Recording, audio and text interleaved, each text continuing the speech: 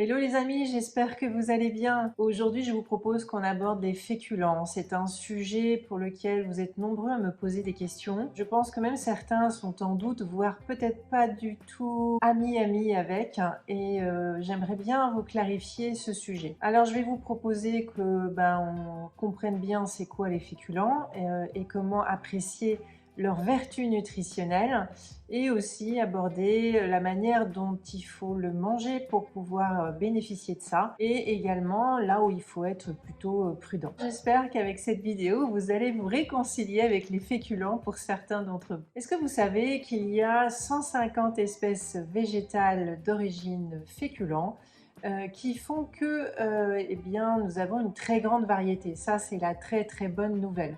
On a 150 espèces dans le monde. Donc évidemment, ça dépend des continents où on se trouve. Mais globalement, quand on est en France, on bénéficie d'une grande diversité de féculents. Est-ce que vous savez également que 60% de notre apport journalier tourne autour de 4 féculents majeurs? Le riz, le blé, le maïs, la pomme de terre.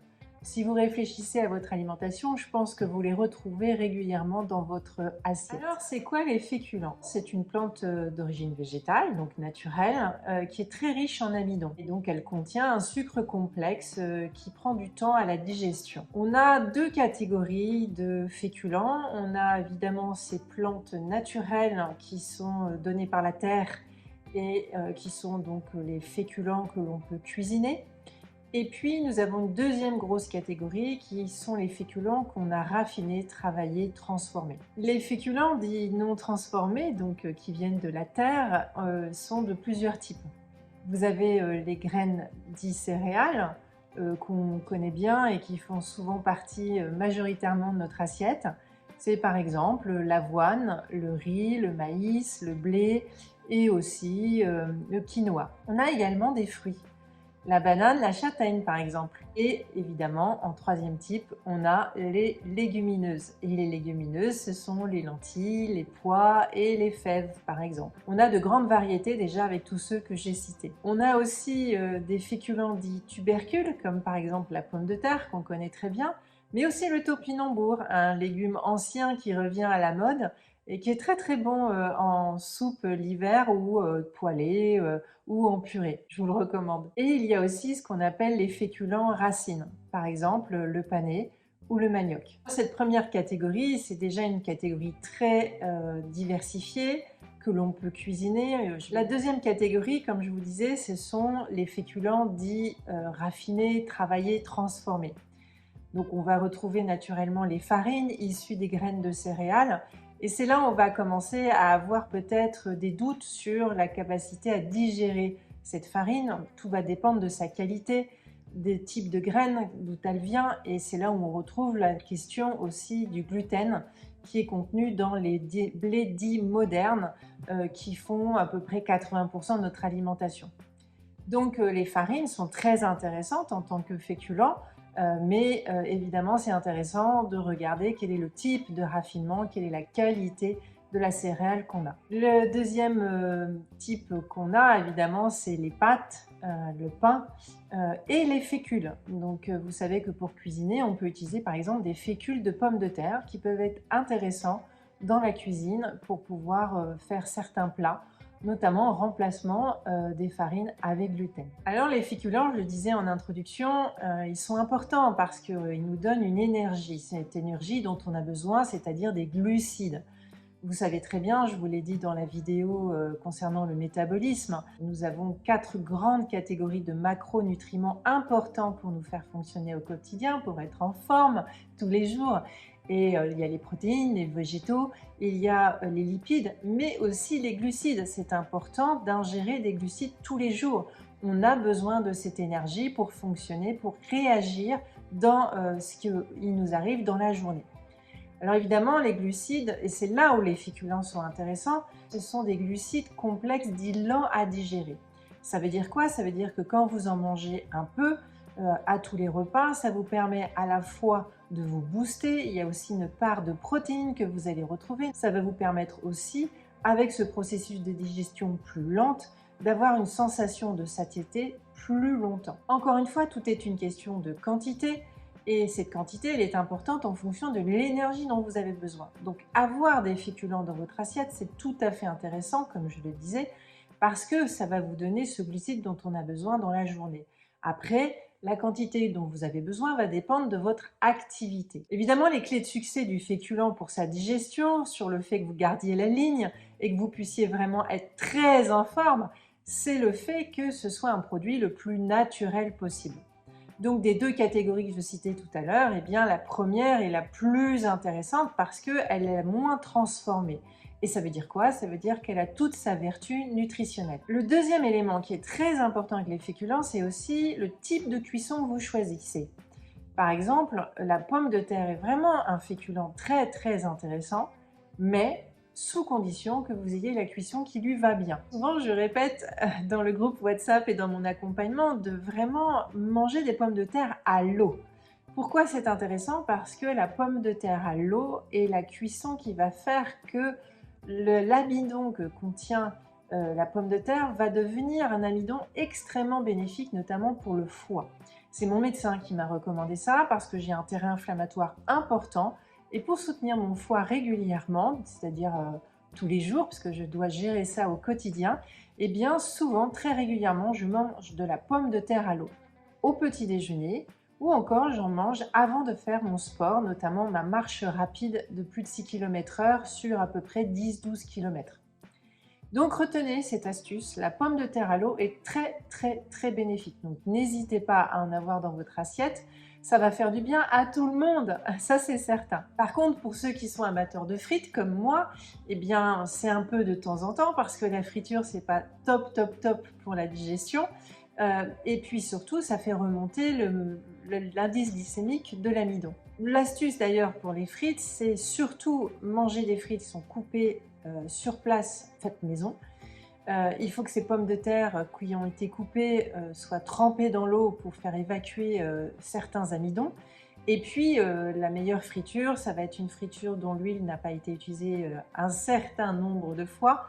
Et le blanc d'œuf est assez intéressant pour la qualité de sa cuisson. Mais je suis désolée de vous le répéter, la friture pour les pommes de terre, c'est pas idéal pour l'indice glycémique et pour la digestion. Mais de temps en temps, c'est un vrai plaisir de manger. L'autre point très intéressant avec les féculents, en particulier avec les légumineuses, c'est que le cerveau a besoin de glucides, très très important. Ce qu'il faut retenir aussi avec les légumineuses, c'est que comme elles contiennent des fibres, comme les légumes et les fruits dont a besoin le cerveau pour sa circulation, pour l'irrigation de ce cerveau, eh bien, c'est là où les féculents type légumineuses deviennent très intéressants.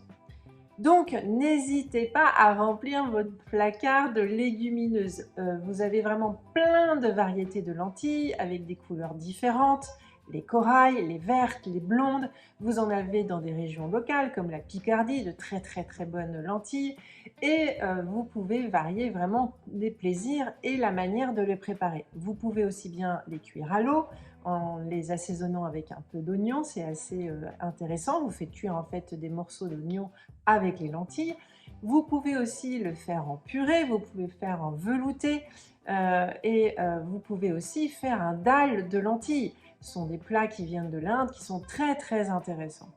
En tout cas, vous pouvez prévoir plusieurs sachets où vous prenez en vrac des lentilles, vous les avez en placard, ça se conserve longtemps, c'est ça l'avantage. Donc du coup, c'est une approche moi que j'appelle frugaliste, c'est-à-dire d'un côté vous achetez une certaine quantité pour pouvoir les cuisiner quand vous avez envie, et en même temps ça se conserve super longtemps, donc du coup vous ne dépensez pas de quoi acheter des lentilles tous les jours. Alors je vais juste apporter une petite précision parce que je parle des glucides, les féculents qui sont des féculents plus dits complexes, plus lents à digérer. C'est en comparaison des glucides dits simples, rapides à digérer. Donc là, on va retrouver tous les sucres. Donc c'est pas le propos de ma vidéo, mais c'est juste pour que vous puissiez avoir des repères clairs. Les glucides, donc, sont les féculents ou le sucre. Et le sucre, je rappelle, c'est soit du glucose, soit du fructose. En clair, Le glucose, ça va être tous les types de sucre qu'on transforme de façon raffinée et c'est là où ça devient compliqué. Ou encore des produits artisanaux du type le miel ou le sirop d'agave. Et là, on va chercher des produits naturels, entre parenthèses des produits de la ruche. Je vous invite à vous y intéresser plus précisément là-dessus. J'ai 2 vidéos que vous pouvez regarder parce que le miel a vraiment des vertus nutritionnelles mais aussi médicinales, mais ce n'est pas le propos de cette vidéo. Et puis également, il y a le sucre du fruit. Alors le sucre du fruit, c'est le fructose. Et le fructose, entre parenthèses, c'est plus difficile à digérer pour le foie que le glucose. Mais là où le fruit a un vrai avantage, c'est le fait qu'il y a des fibres. Et là, on revient à l'importance de manger des fruits pour le cerveau. Donc le sucre rapide fructose est intéressant si vous mangez le fruit. Quand on fait des jus de fruits ou des smoothies, là, ça devient plus compliqué. Vous allez un petit peu perturber votre digestion si ce n'est pas beaucoup et votre indice glycémique va être très élevé. Mais je referme la parenthèse, je vais continuer sur les féculents. Alors je voulais aussi rappeler quelque chose d'important, c'est vrai qu'on n'en a pas forcément conscience, en tout cas pour les amateurs d'alcool peut-être un peu plus, mais n'oubliez pas, les féculents nous permettent de faire de l'alcool. Et oui, rappelons le. Par exemple, le riz permet de faire du saké, mais aussi de la bière.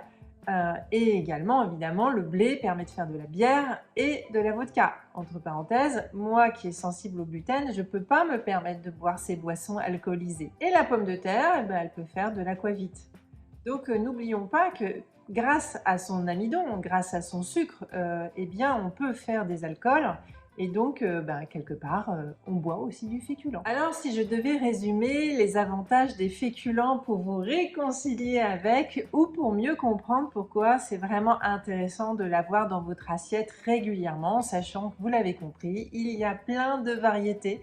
Donc, vous pouvez avoir différentes saveurs, différentes couleurs. Et ça, c'est vraiment sympa. Entre parenthèses, je le rappelle, je vous l'ai déjà dit, eh bien, l'intestin n'aime pas la routine. Donc, il faut varier, varier, varier, varier. Sinon, il va stagner, il va s'habituer à ce que vous mangez. Et c'est pour ça que l'alimentation standard est très compliquée parce que, en fait, elle ralentit le fonctionnement intelligent de notre intestin et également, plus c'est transformé, plus ça va être compliqué. Donc, retenez bien que les féculents les plus intéressants, ce sont les féculents naturels et qu'effectivement, il faut choisir sa farine avant d'aller chercher des produits transformés comme le pain, les pâtes. Quels sont les avantages? Le premier, je l'ai déjà dit depuis le début, c'est d'avoir de l'énergie tous les jours dans notre corps. Le cerveau a besoin de glucides, très très important. Et notre corps a besoin d'énergie tout au long de la journée. Donc nous qui sommes des personnes très actives, les leaders de vie tels que je nous appelle, eh bien nos journées qui peuvent être très longues, qui peuvent être très diversifiées, qui peuvent être intenses, on peut être très sollicité, eh bien on a besoin d'énergie. Et c'est pas que pour le sport, clairement c'est pour aussi toute notre activité intellectuelle. Donc c'est très important de régulièrement avoir son assiette remplie de féculents et d'alterner entre la partie céréales, légumineuses, voire des fois un petit peu des deux. C'est aussi intéressant, on va le voir pour le point 2. La deuxième raison qui fait que les féculents c'est super important, c'est en particulier pour les légumineuses. Les légumineuses permettent d'apporter un apport de fibres et les fruits aussi, bananes et châtaignes que je citais tout à l'heure. Eh bien, n'oubliez pas ça, les féculents par rapport à ce qu'ils sont dans leur type, y compris tubercules et racines, eh bien, c'est rempli de fibres. Donc, avoir ces produits-là dans son assiette, c'est le double jackpot. C'est l'énergie et la fibre dont a besoin le microbiote. Le microbiote sans légumes et fruits ne pourra pas avoir son fonctionnement naturel, il ne pourra pas préserver l'écosystème de micro-organismes qui font que cela va soutenir notre système immunitaire, mais également notre système d'irrigation du cerveau et également notre système cardiaque. N'oubliez pas, je l'ai dit au web atelier d'octobre, eh bien, on a un nerf vague qui fait communiquer en permanence le microbiote vers le cerveau, mais aussi vers le système immunitaire, mais aussi vers tous les organes. Et donc, ce que l'on va réussir à manger au quotidien de façon naturelle, c'est-à-dire les aliments vivants, fruits et légumes, tous les légumes secs type légumineuses, eh bien, ça va permettre de nourrir notre microbiote qui est juste un moteur essentiel pour notre santé. La part des fibres est importante, mais aussi des vitamines et minéraux. Et qu'est-ce qui nous fournit les vitamines et minéraux? Eh bien, c'est les légumes. Donc les légumes frais, mais aussi les légumineuses, eh ben, c'est le jackpot avec tous les légumes racines et tuberculeux. Les céréales, vous allez retrouver aussi des choses, mais vous l'avez bien compris, pour la plupart, il faut le transformer. Donc, par exemple, pour le blé, si on veut manger des pâtes, eh bien, on est obligé de transformer. Et là, on va dégrader la valeur nutritionnelle. Pour le riz, c'est une autre histoire. Le riz, en fait, là où il faut être vigilant, encore une fois, on a beaucoup de variétés de riz. C'est effectivement en fonction de l'origine, là je parle de la géographie, c'est de vérifier qu'il n'y a pas trop d'arsenic, ça peut arriver avec le type de terre, mais aussi vous avez une certaine pollution qui peut être faite dans la surproduction du riz. De fait, c'est intéressant d'avoir plutôt des riz dits colorés. Alors vous l'avez compris, votre assiette, elle doit être composée de différents nutriments et les glucides dits complexes, les féculents, sont intéressants. C'est que votre assiette, c'est une question de proportion entre protéines, lipides, végétaux et féculents. Pour avoir une assiette qui privilégie le 100% de fibres, je vous le répéter, c'est très important, avec les vitamines et minéraux, et bien du coup, vous avez tout intérêt à avoir une assiette qui a la moitié végétale, donc légumes et fruits, et idéalement, un minimum, faire de cette moitié une moitié frais, c'est-à-dire des crudités ou de la salade, avec des légumes cuits. Vous pouvez rajouter des féculents, la protéine qui est très importante, donc ça peut être animal ou végétal. Je répète, les légumineuses permettent d'avoir de la protéine, donc là du coup votre proportion de féculents légumineuses prendra une autre ampleur pour les gens qui mangent sans viande, sans poisson. Pour faire simple, vous avez la moitié de légumes, et là je parle de légumes frais et de certains cuits. La cuisson à température basse est très intéressant pour préserver le max de nutriments. Vous rajoutez des féculents, un quart, et puis à ça vous rajoutez un quart de protéines. Deuxième chose que je vous ai dite tout au long de ces vidéos, c'est varier les féculents. Donc allez-y, mettez dans votre placard différents types de féculents et variez les plaisirs avec la diversité qu'on a, hein. Je vous rappelle, on a 150 espèces dans le monde, donc en France, honnêtement, on en a énormément. Vous jouez avec ça. L'astuce que moi je fais pour être sûre d'en manger tout au long de la semaine et avoir cette variété, ben, en fait le dimanche, je me prépare une base de féculents. Par exemple, je me prépare de la pomme de terre à l'eau, je me prépare un peu de riz, je me prépare un peu de quinoa, je me prépare un peu de sarrasin, je me prépare un petit peu de lentilles, je me prépare un petit peu de pois. Enfin bref, je fais plein de petites préparations et en fait, bah, après quand je fais mes assiettes, hop, je vais piocher dedans. Et ça me permet d'avoir une variété importante tout au long de la semaine sans devoir cuisiner pendant la semaine. Bon, je pense que vous l'avez compris, les féculents, c'est plus qu'un accompagnement. Moi, j'aime bien dire que ce sont la viande et le poisson qui accompagnent les végétaux. Et donc, ce qu'il faut retenir, c'est un peu l'idée de la proportion que j'ai évoquée tout à l'heure. Eh bien, faites une base de légumes et fruits frais cuisinés. Mais à ça, vous rajoutez des féculents et là, vous avez vraiment le choix. Et à ça, vous rajoutez votre viande ou votre poisson si vous en mangez. Si vous êtes végétarien, eh bien, il faut renforcer la partie protéine par les légumineuses, puis les céréales aussi, parce que comme je vous l'ai dit, les féculents, c'est quoi leur rôle? C'est nous donner l'énergie dont on a besoin tout au long de la journée. Soyez les Jedi de votre santé. À très bientôt pour une autre vidéo.